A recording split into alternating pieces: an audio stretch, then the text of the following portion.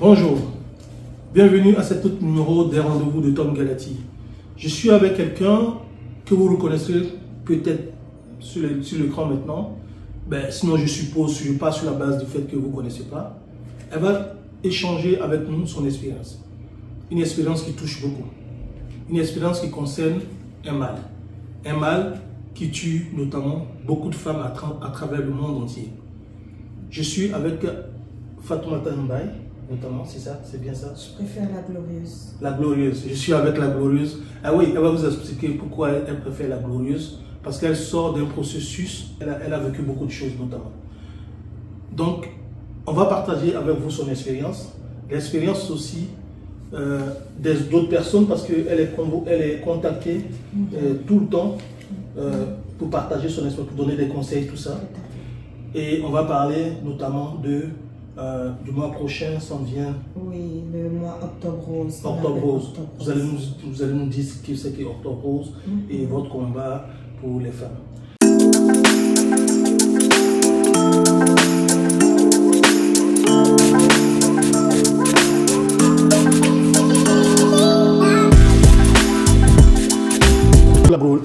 Bonjour, la glorieuse. Oui, j'aime.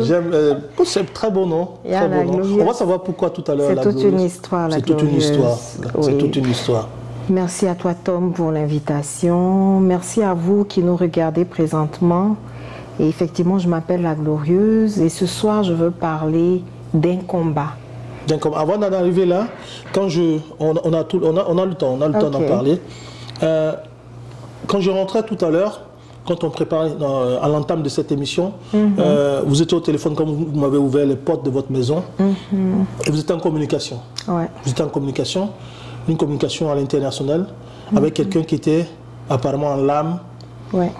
Est-ce que... Ouais. Oui, en fait, j'étais tout à l'heure en communication et je reçois de nombreux appels de ce type-là. C'est la sœur d'une de mes amies très intime, très proche. Je préfère garder l'anonymat parce que dans notre pays, cette maladie reste encore tabou. Il ne faut pas en parler, un peu honteuse, je ne sais pas trop pourquoi. Et donc, je préfère garder l'anonymat. Elle me parlait de ses peurs, de ses craintes, parce qu'elle venait juste d'être détectée du cancer du sein. C'est vrai que quand on entend le mot cancer, on voit la mort. Cancer, c'est comme une sentence. Tu vas mourir, effectivement. Nombreuses sont les personnes qui sont décédées de ce mal. Donc j'étais en train de la rassurer qu'elle peut s'en sortir. Il y a de l'espoir. Il faut d'abord qu'elle revête cette armure de combattante, qu'elle soit forte, parce que si tu pleures, si tu vas à la guerre en pleurant, tu vas échouer. Donc voici un peu... Et les appels comme ça, vous en recevez énormément? Énormément, oui, énormément. Et ça me fait vraiment plaisir d'aider en partageant mon expérience, d'aider en donnant de l'espoir, d'aider en donnant par exemple en anglais on dit tips, je ne sais pas comment, des astuces, des conseils pour comment gérer tout ce processus, comment essayer de prévenir la maladie. Donc ça me fait vraiment plaisir. Et comment ces personnes sont arrivées à vous contacter, vous avez communiqué sur votre mal. Vous avez dit tout à l'heure que vous n'avez pas honte. Il y a la honte aussi parce que les femmes ressentent la honte quand elles ont cette maladie-là. Ce n'était pas le cas avec vous. Vous êtes parti sur les réseaux, vous avez partagé ce moment-là avec les autres, tout ça.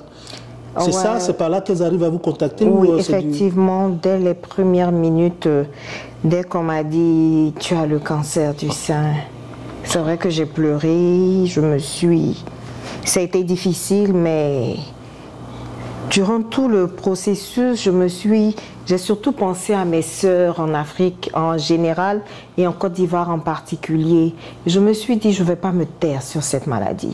Si elle semble tabou pour d'autres, pour moi, elle ne l'est pas. Parce que j'ai pu être diagnostiquée tôt, être encore en vie, parce qu'il y a une personne qui a eu le courage de dire qu'elle avait la maladie.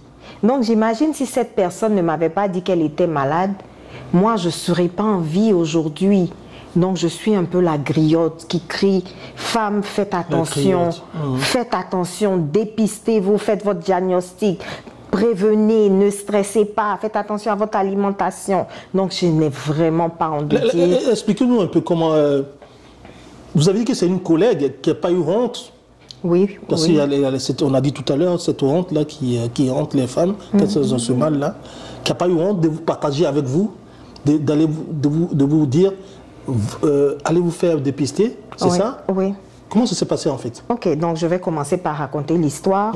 Je suis la Glorieuse, je suis enseignante, je suis au Canada, en Ontario, à Toronto. Et dans l'école où j'enseigne, il y a une de mes collègues, un peu plus âgée que moi, qui a eu 2 cancers. Et chez les Européens, ils n'ont pas honte. Je pense que, je ne sais pas si elle est canadienne ou... Mais elle n'a pas eu honte de le dire. Et moi, qu'est-ce qui se passait? Je ressentais des douleurs dans le sein droit. Et j'ai un fils qui, quand je faisais mon traitement, avait 5 ans. Quand il se couchait, il aime bien se coucher sur ma poitrine. Quand il se couchait sur le côté droit, je trouvais qu'il était lourd, j'avais mal. Donc je lui disais non, déplace-toi, pas sur l'autre sein. Et donc c'était comme ça c'était en fin 2021. Et les seins avaient pris du volume. J'ai eu une fois un écoulement au niveau du téton droit. Et je me suis dit, oh, ça c'est quoi ça? J'ai fini mes enfants. Est-ce que je vais avoir un enfant encore? C'est parce que je ne connaissais pas la maladie. Je ne connaissais pas les signes de la maladie. Et il y avait comme une peau d'orange au niveau du sein. Mais pour moi, bon, je n'ai vraiment pas prêté attention. Et le mal s'amplifiait. Je suis allée voir mon médecin de famille. Je lui ai dit, docteur, je ressens un mal terrible. Même quand je porte le soutien, du côté droit, j'ai mal. Elle m'a palpé, elle me dit non, elle ne sent rien. Il n'y a pas de boule, il n'y a rien, tout va bien. Je lui ai dit ok. Et je suis repartie, ça c'était fin 2021, novembre. Et je regarde sur Google, quand je tape douleur du sein, on me parle de souvent la ménopause. Je n'ai pas encore 50 ans à parler de ménopause, donc on me parle de ménopause, après on parle de peut-être une maladie bénigne, donc j'ai vraiment pas prêté attention. J'ai pas fait... En fait, mon esprit n'est pas allé sur le cancer. Et je continuais comme ça. La collègue, elle est revenue en février, au mois de février. Et je suis allée lui dire, comme chez nous on dit Yako, lui apporter mon soutien. Je l'ai vue dans la salle. Je dis, ah vraiment, je suis désolée parce qu'elle avait eu un cancer de l'utérus qui après est passé dans son sein. Donc j'ai même pleuré. Mais elle était là, elle dit non, ça va, c'est vrai que c'est pas facile, mon mari est malade, mais ça va, je suis encore en vie, j'essaie de revoir mon alimentation. Et vraiment, c'est Dieu qui est passé par elle. Et je lui dis comme ça, mais moi j'ai un problème, j'ai mal au sein. J'arrive même pas à mettre mon soutien-gorge. Elle me dit non, il faut aller faire la mammographie. Je dis non, j'ai vu le médecin de famille. Elle m'a dit qu'il n'y a rien. Elle dit non, non, non, non, non, insiste pour qu'on te fasse la mammographie. Mammographie, j'avais jamais entendu parler. Je ne savais pas mammographie, pour moi tout était nouveau. Donc quand je retourne à mon bureau, j'appelle mon médecin de famille et je lui dis docteur, je ressens toujours le mal dans le sein, j'aimerais faire des examens. Elle me dit non, elle pensait que c'était un mal cyclique qui était lié à ma période chez les femmes. Donc je lui dis non, le mal il est toujours là. Elle dit ok, mammographie d'urgence avec échographie du sein. Wow. Je dépose, elle m'envoie le document par mail. Je l'imprime, je dépose sur ma table et puis je suis là, je paraisse. Quelque chose me disait, appelle pour prendre rendez-vous. Tu paraisses pendant combien de temps? Même peut-être 2 jours. Et c'était sur ma table dans mon bureau là. Et je regarde, j'ai dit ok, il faut que j'appelle. Donc je prends rendez-vous. C'était le match break là, la veille du match break ici. Donc j'appelle le laboratoire. Je vais, je fais la mammo. Et ici, comme vous savez, à Toronto, on ne donne pas les résultats. Je vois que celle qui fait la radio, elle me regarde avec un air. Je dis, qu'est-ce qui ne va pas? Dis-moi. Elle me dit, non, non, non, tout va bien. Voyez appelez votre médecin de famille dans 2 ou 3 jours. Et donc, j'ai une amie qui me dit, non, mets-le la pression pour qu'on te donne vite tes résultats. J'appelle mon médecin de famille, était en vacances, et donc c'est une autre personne, l'assistante, qui me dit, non, ne quittez pas, je vous passe le docteur qui remplace votre médecin. Et le docteur me dit, ah mais on ne vous a pas encore appelé, non, il faut que vous fassiez une biopsie. Des termes, un vocabulaire qui m'était étranger. Biopsie, mammographie. Mais pourquoi la biopsie? Il dit, ok, appelez, on va vous rappeler. Une référence, ok. Voilà, on va vous rappeler, c'est ce qu'il me dit. Dès que je raccroche avec lui, l'hôpital Centenary Hospital, en même temps, il m'appelle. L'assistante m'appelle, oui, c'est la clinique du sein. Je ne savais même pas qu'il y avait une clinique du sein, tout ça. J'ai dit, waouh, c'est bien ça, il y a une clinique du sein. Oui, c'est la clinique du sein, il faut que le docteur vous voie de toute urgence demain. Elle me parle du chirurgien oncologue qui doit me voir de toute urgence le lendemain de cet appel. Donc, je m'en vais. Je vois le docteur, je suis, je ne sais plus, avec mon époux ou bien ma fille. Et puis, le docteur me dit, il me parle, il me prend dans son bureau, il m'explique qu'il y a différents types de tumeurs, la tumeur bénigne, la tumeur maligne, et voilà, patati patata. Si c'est bénin, voilà, c'est bon, mais quand c'est malin, il faut qu'on fasse tout un protocole. Je suis là, comme ça, perplexe. Et puis, il me dit, bon, attends, je vais vous voir. Et puis, il me touche. Quand il finit de me toucher, je lui dis, mais docteur, quand vous regardez mes résultats, qu'est-ce que ça donne? Qu'est-ce que ça donne exactement? Il me dit, 90% it look like a breast cancer. Il me dit à 99%, ça ressemble à un cancer du sein. C'est un médecin chirurgien âgé, donc ça veut dire qu'il a de l'expérience. Je commence à pleurer. Je pleure, je pleure. Là, maintenant, en face de lui. En face de lui, dans son bureau. Nous sommes deux. Je pleure. Il me dit, désolé de vous mettre dans cet état-là, mais il faut qu'on fasse la biopsie pour être situé. Le lendemain, on prie, on dit, non, c'est pas possible, tu n'auras pas le cancer. Patati patata. On prie et puis le lendemain, 2 jours après, je vais faire la biopsie.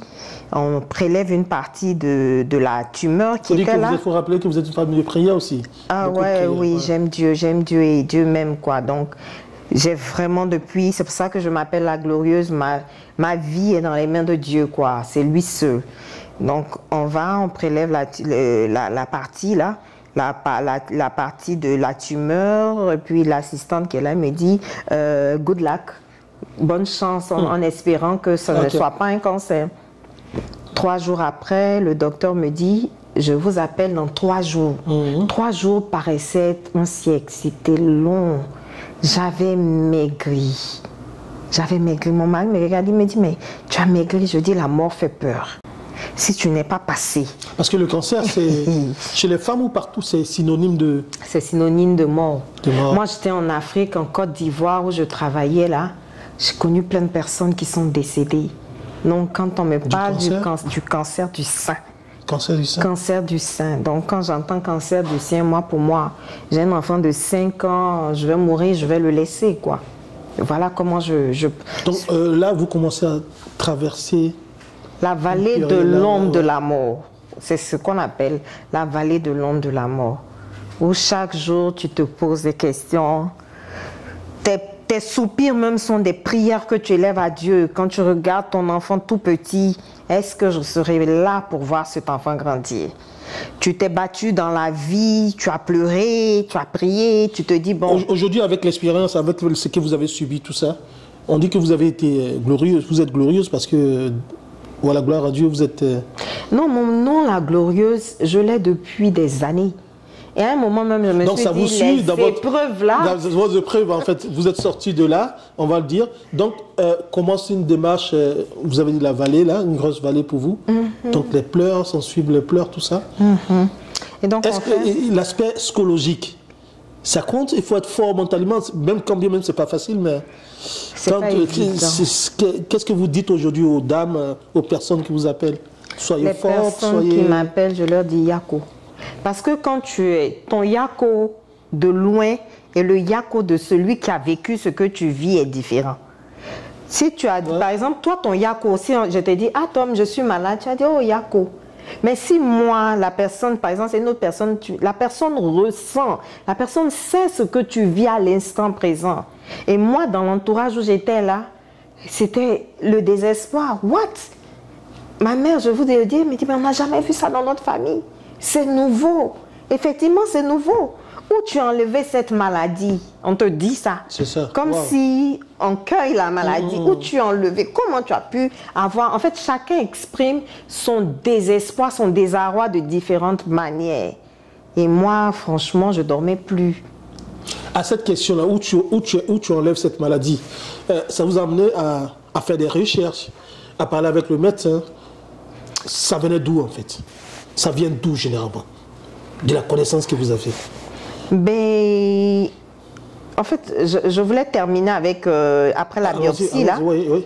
Quand j'ai fini la biopsie, le docteur me dit, dans 3 jours, on t'appelle pour les résultats.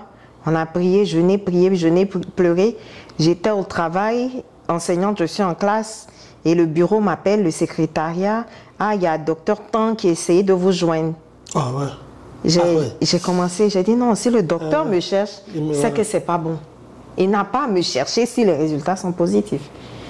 Et donc, je rappelle le secrétariat du docteur, l'assistante dit non, il n'est pas au bureau.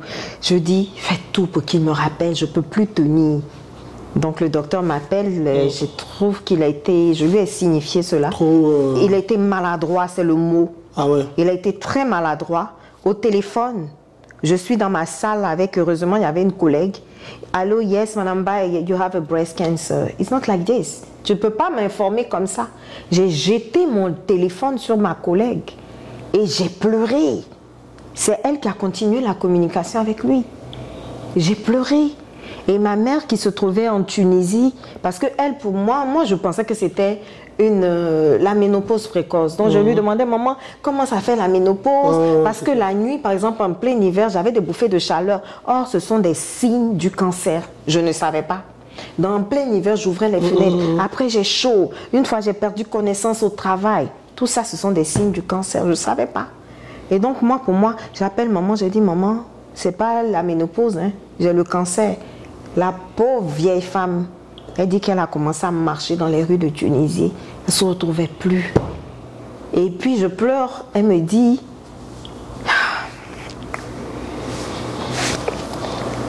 excusez-moi. Elle me dit, prends courage, arrête de pleurer, ça va aller. Prends courage.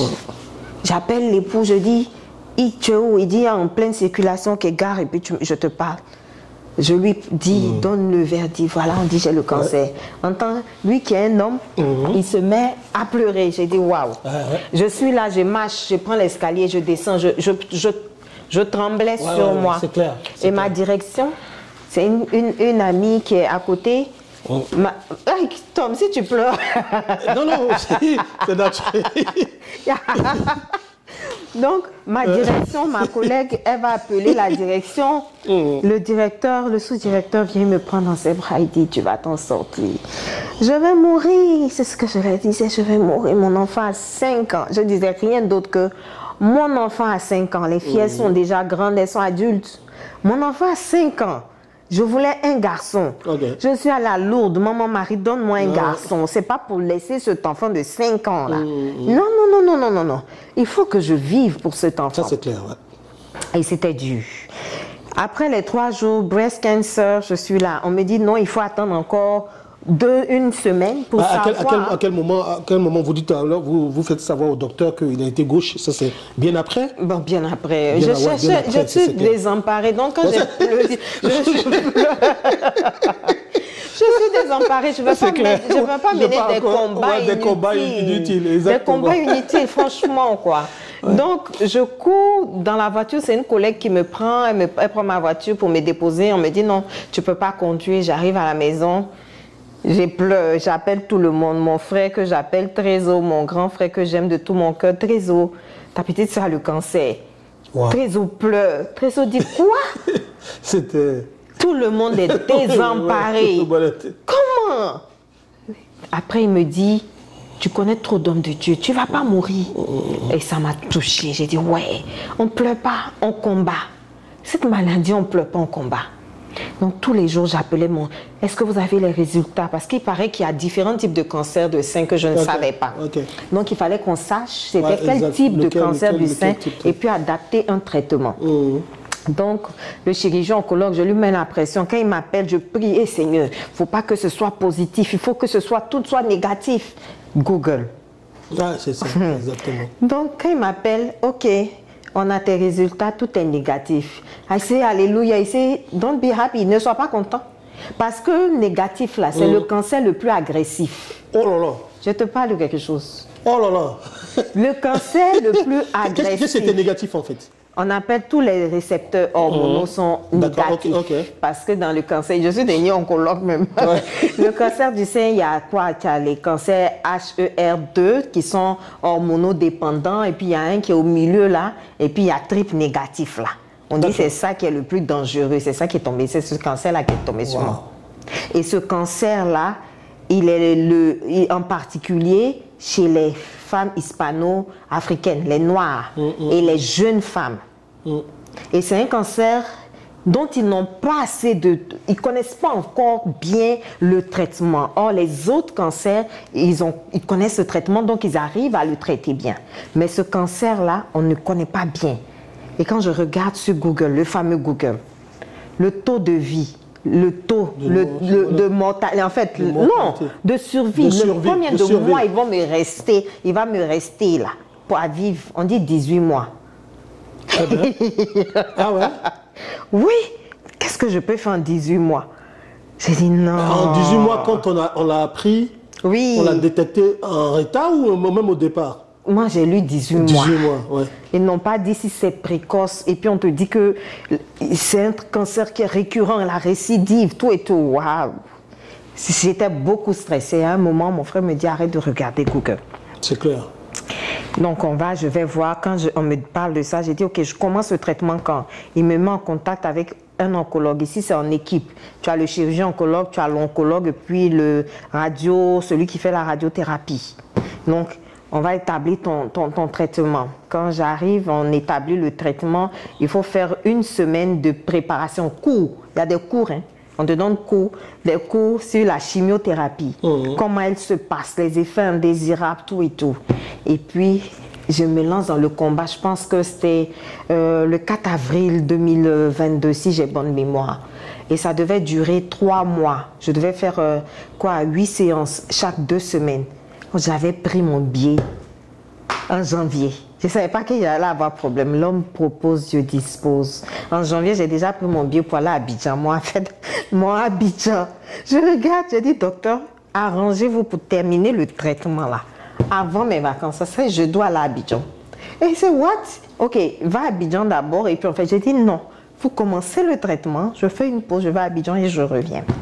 Et c'est comme ça qu'on a commencé la chimiothérapie. C'était une façon pour vous d'être positive ou c'était une sorte d'inconscience de la gravité de la chose?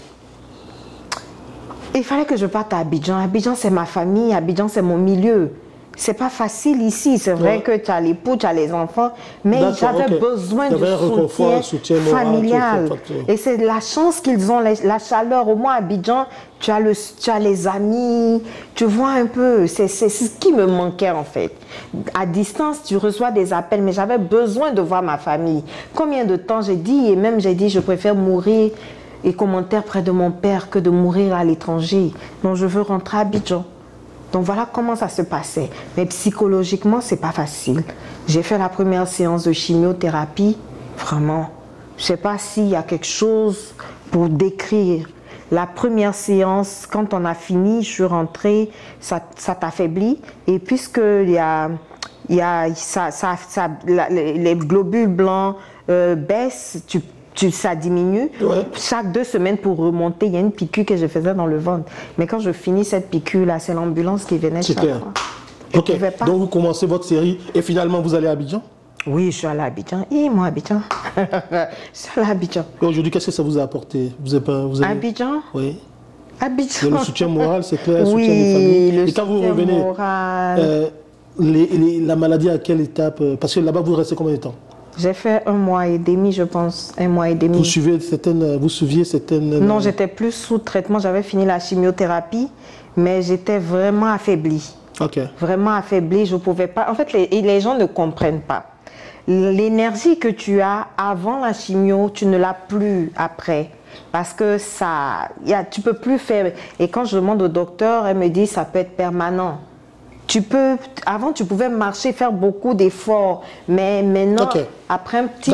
Il y a le combat, la sortie du combat. Ça dure combien de temps? Je ne suis pas encore sortie du combat. C'est ça qui est la réalité. Je ne suis pas encore sortie du combat. J'ai fait la chimio pendant, je pense, 4 mois. Ça a été très difficile. Une fois même, j'ai failli passer en pleine chimiothérapie. Heureusement que je suis au Canada. Et pendant ce temps, je pensais à mes sœurs en Côte d'Ivoire. Et à un moment, j'ai eu comme, je ne sais pas si c'était une attaque là, mon cœur. Et là, ils sont venus, ils ont regardé, ils m'ont mis l'oxygène automatiquement. Ils m'ont ranimé, quoi. Et tu entends, quand tu entends les infirmières, we are losing her, on est en train de la perdre. Tu vois que ta vie ne tient qu'à un fil.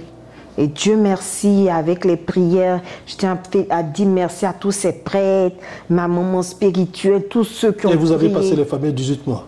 Non, pas 18 mois, c'était 8 séances. 18 mois de Google, votre recherche. Ah oui, j'ai passé les fameux 18 mois, oui, c'est vrai. Et donc, quand j'ai fini la chimio, gloire à Dieu, on a fait, parce que chaque fois, il faisait le CT scan, pour voir s'il y avait encore des cellules cancéreuses. Il n'y avait plus de cellules cancéreuses. J'ai dit, alléluia. Donc j'ai dit au docteur, on arrête. Il dit, non, non, non, non, non. Je suis à Abidjan. J'étais obligée de mentir même que j'étais au Canada. Parce que si je disais que j'étais encore à Abidjan, ils allaient se plaindre. Le docteur m'appelle, non, en septembre, on doit t'opérer. Where are you? I say, je suis à Montréal. Bon, j'étais encore à Abidjan. Donc dès que j'arrive d'Abidjan, on m'opère. On enlève déjà la mammographie, ils mettent dans l'appareil, ils ne retrouvent plus. Ils disent, mais on ne voit rien. Je vous dis que, je leur dis, mais mon Dieu a opéré le miracle. Il n'y a plus de cellules cancéreuses. Et ils disent, non, il faut qu'ils enlèvent la partie où il y avait eu la tumeur, pour être sûr. Le docteur me dit, c'est au microscope qu'on peut savoir qu'il n'y a plus de cellules cancéreuses. Le scanner peut dire qu'il n'y a plus de cellules, mais avec le microscope, ils veulent être rassurés. C'est vrai qu'ici, ils doivent prendre toutes les précautions. Sinon, si ton traitement s'est mal passé, là, tu connais ce pays. Donc, le traitement suit son cours. Vous revenez d'Abidjan, vous entrez en opération, en salle d'opération. Oui, chirurgie. Ils enlèvent la partie où il y avait la tumeur et ils passent au microscope. Et puis, le docteur m'appelle le lendemain.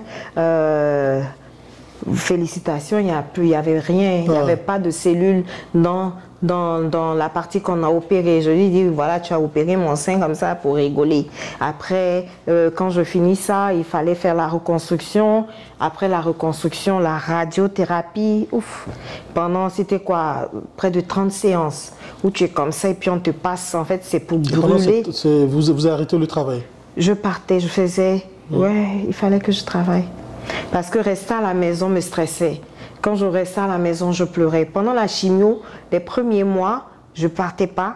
Mais après, il fallait que je revive, quoi, voir les autres. Et donc, je partais 1 semaine sur 2, je revenais. Et malheureusement, autour de vous, vous avez assisté à des personnes qui avaient le cancer, qui décédaient. Ouais. Je prends le cas de, je paie à son âme, Marlène, ma soeur Marlène. On était ensemble dans le même groupe de prière à Abidjan. Pendant que j'étais malade, elle aussi, elle avait eu, mais elle n'a pas été détectée à temps. Elle a eu le cancer, mais c'est à la fin qu'on lui a dit qu'elle avait un cancer. Et je me souviens, elle était très affaiblie. Et puis elle me dit, le docteur dit, je vais faire la chimio. Je dis, tu ne peux pas faire la chimio dans cet état. Elle me dit, mais comment, qu'est-ce que je fais si je ne peux pas faire la chimio? Et ça m'a fondu le cœur. Ça n'a pas fait 1 semaine, elle est décédée. Quand elle a fini, elle est décédée du cancer aussi. Donc vraiment, que son âme repose en paix. Je connais beaucoup de personnes. Ma maman Anokwa qui est décédée aussi du cancer. Il y en a beaucoup. Pendant que je faisais ma radiothérapie là, à Sunnybrook, on me parle d'une femme elle était enceinte quand on a détecté le cancer à Abidjan. Et puis le traitement, elle a accouché, mais elle n'a pas survécu. Elle est décédée. Il n'y a pas très longtemps encore dans les réseaux sociaux, le cancer tue. Le cancer fait des ravages, surtout dans notre pays. Et c'est vraiment le but de nos actions de sensibilisation. On parle beaucoup, moi mon inquiétude, on parle beaucoup de dépistage. Mais comment faire pour ne pas avoir le cancer? C'est ça, comment j'ai fini. C'est ça votre combat aujourd'hui? C'est mon combat. Dire aux femmes que le cancer est une réalité. Parce que moi, avant, quand on parlait du cancer, le cancer, c'était pour les autres. Je pense à ma maman Fox qui a une fondation Femmes Tsunamites en action. Quand on parlait de oui, on va faire des campagnes, tout moi, pour moi, c'était pour les autres. Je ne me sentais pas concernée. Mais maintenant, hein, octobre n'est même pas arrivé, c'est moi qui dis non, levons-nous, parlons du cancer du sein, sensibilisons nos sœurs. Parce que ça sert à quoi d'avoir maison, voiture, travail, si à la fin tu dois mourir en moins d'1 an? C'est ça qui est le problème. Je dis, évite le stress, parce que quand j'ai fini, le docteur me dit, il n'y a plus de cellules cancéreuses. Je lui demande, c'est quoi mon statut? Est-ce que je suis en rémission? Il me dit non. La rémission, c'est après 5 ans qu'on peut parler de rémission. Je dis, donc, je suis quoi maintenant? Elle dit, pour l'instant, you are cancer free. Et donc, je lui dis, docteur, qu'est-ce que je fais pour ne pas que le cancer revienne? Elle me dit, 50% no stress. Donc, quand tu entends no stress, pas de stress, c'est ça qui est ton médicament. Tu t'en fous à la limite. Tu vis ta vie comme la meilleure. Tu fais de toi-même ta priorité. Et donc, moi, c'est mon appel pour dire à ces femmes-là que le cancer, le stress donne le cancer. Évitez le stress tant que vous pouvez. Évitez le stress. Pensez à vous. Faites de votre vie votre priorité. Le reste, là, tout passe. Comme José dit, tout laisse. Donc, laissez aussi. Faites de votre vie votre priorité. Quand je regarde les recherches, on parle d'une alimentation équilibrée. Évitez le sucre. Moi, j'étais grosse. J'ai dû me mettre au régime pour perdre du poids. Évitez le sucre. La viande de bœuf et autres là. Moi, on me dit que c'est pas bon parce qu'il y a un diététicien qui m'a fait un menu. Évitez la viande de bœuf au maximum, les saucissons. Et ici, là, non, on n'a pas beaucoup d'aliments bio. Donc, il faut t'arranger, même si ça coûte cher, avoir des aliments organiques ou bien à défaut, utiliser soit le bicarbonate de soude pour laver les légumes ou bien le citron. Donc, il faut vraiment qu'on pense à nous, il faut qu'on pense à notre santé. 30 minutes de sport par jour, c'est ce que je dois faire pour éviter une récidive. Mais ce n'est pas évident, chaque jour tu as peur. C'est clair. Et même quand j'ai mal à la tête, j'ai mal à la tête. Dès que je sens quelque chose dans le...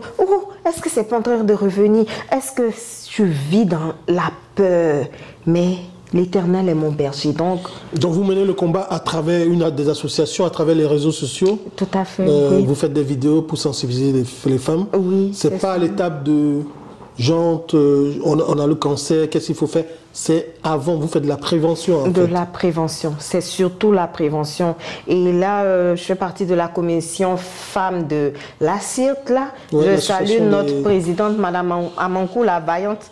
Madame Amankou, ma tante Tété, elle m'a demandé de l'aider dans son truc. Donc pour Octobre Rose qui s'en vient, comme le disent les Québécois, qui s'en vient là, nous sommes en train de mener ensemble, de faire de préparer ce mois d'Octobre Rose pour dire aux femmes en Ontario, à Toronto, que le cancer est une réalité.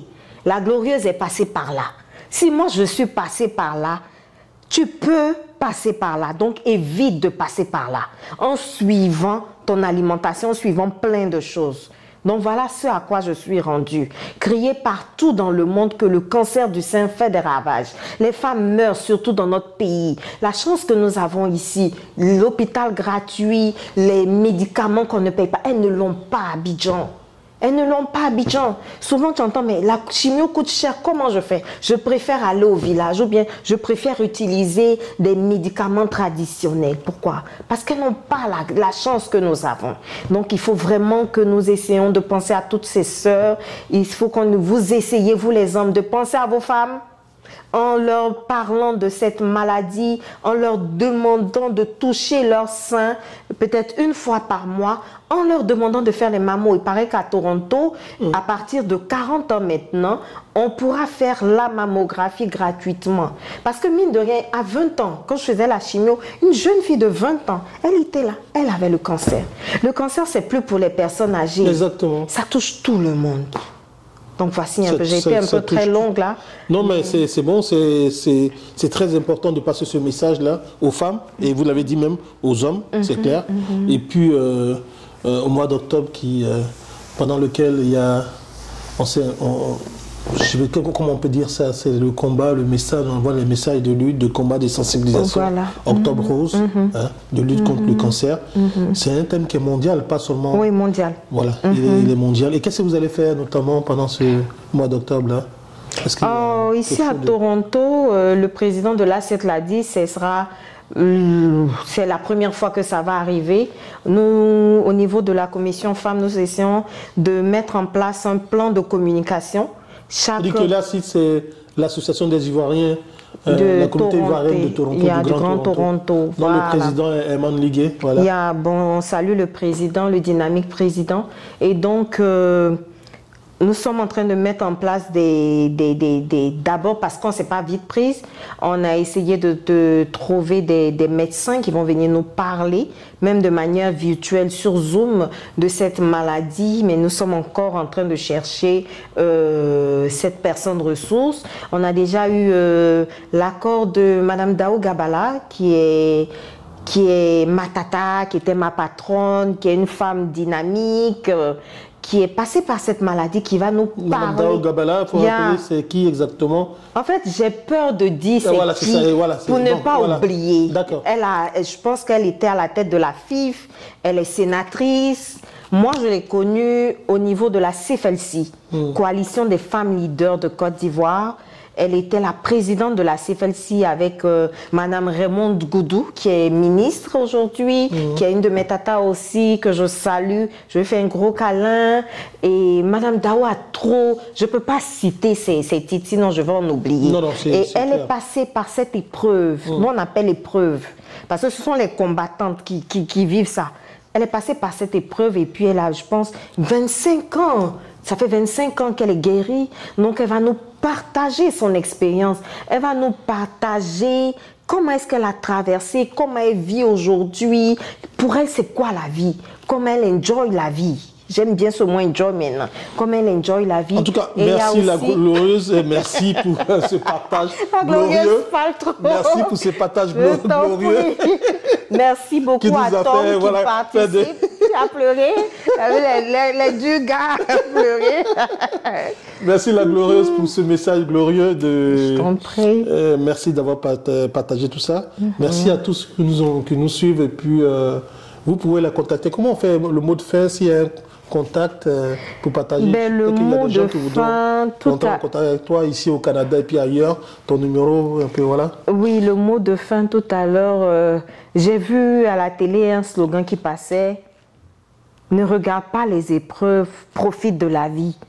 C'est ce que je veux dire à cette personne qui passe par des difficultés. Ne regarde pas les épreuves, profite de la vie. Et mon numéro de téléphone, c'est le 647 710 0614. Si dans ton entourage, tu as une malade qui souffre de cancer, si tu as un parent qui est décédé du cancer, parce que j'ai pas eu assez de temps, si tu as un parent qui est décédé du cancer, tu es une personne à risque.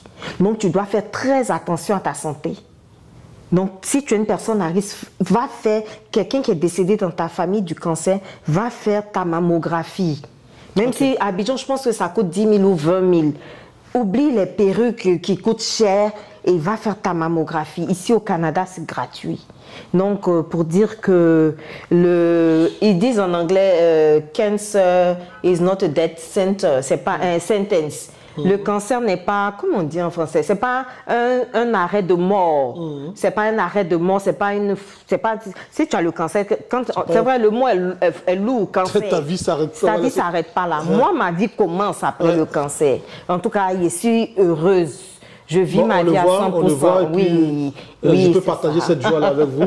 En tout cas, je vous aime très fort. Je veux vous dire que je vous aime très fort. Dieu est bon. Et puis, ensemble, luttons contre le cancer du sein avec la fondation Femmes Tsunamites en Action.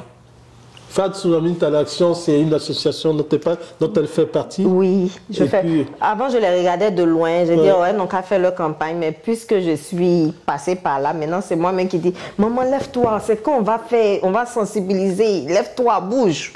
C'est ça. Donc voilà. Merci encore pour cet autre numéro des rendez-vous de Tom Galati. Nous avons échangé avec la glorieuse Jésus qui nous a reçus chez elle à la maison, pour partager son expérience sur le cancer, ce qu'elle a vécu, toutes les étapes là, et son combat aujourd'hui, et par rapport au mois d'octobre qui arrive dans quelques jours. le combat qu'elle mène pendant ce mois d'octobre avec l'Association des Ivoiriens de Toronto et aussi en la Côte d'Ivoire. Fondation Femmes Tsunamite en Action. Femmes Tsunamite en Action. Le combat qu'elle mène aussi au niveau de la Côte d'Ivoire, même à distance. Elle reçoit des appels, elle fait ce qu'on peut appeler de la motivation, du coaching. Hein? Et puis voilà, elle se dit, elle redonne à sa communauté l'expérience qu'elle a vécue. Moi, j'ai eu plaisir, en tout cas, à partager cette expérience-là avec elle. Merci. Hein? Merci encore de m'avoir reçu. Merci à toi, Tom. Merci beaucoup. Je t'en prie.